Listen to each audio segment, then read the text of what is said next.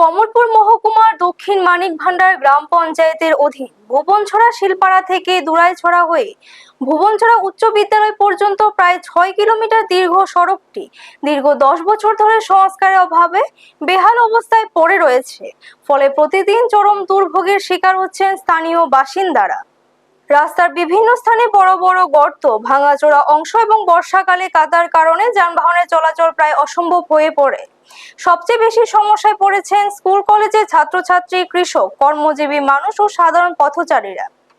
স্থানীয়দের অভিযোগ, একাধিকবার পঞ্চায়েতের কাছে রাস্তা সংস্কারের আবেদন জানানো হলেও এখনো পর্যন্ত কোনো কার্যকর উদ্যোগ নেওয়া হয়নি। এই সড়কের উপর প্রায় 1000 পরিবারের মানুষ নির্ভরশীল। পাশাপাশি ভুবনছড়া উচ্চ বিদ্যালয় সহ আশপাশের গ্রামের মানুষের নিত্যদিনের যাতায়াতের প্রধান পথ এটি। গ্রামবাসীদের একটাই দাবি, অবিলম্বে এই গুরুত্বপূর্ণ সড়কটির পূর্ণাঙ্গ সংস্কার করা হোক, যাতে সাধারণ মানুষের দীর্ঘদিনের ভোগান্তির অবসান ঘটে। ব্যুরো রিপোর্ট, নিউজ তৎকাল 24। কি সমস্যা এখানে? সমস্যা হয়েছে আমরা এই যে সাউথ মানিক ভান্ডার শিলপাড়া রাস্তা, ভুবনছড়ার মানুষও চলাফেরা করে এদিকে রাস্তাঘাটে, আমরাও গ্রামের যত মানুষ আছে সবাই এদিকেই চলাফেরা, একই রাস্তা, আমরা একটাই রাস্তা। এই রাস্তার আজকে বিভিন্ন দিন ধরে মানে বছর ধরে এই রাস্তার এইরকম বেহাল, মানে মানুষই ভালো করে হাঁটতে চলাফেরা করতে না। এত বৃষ্টি হইলে তো মানে কাদা কিতা রাস্তার মধ্যে এত কাদা, হাঁটা চলা বহুত কষ্ট।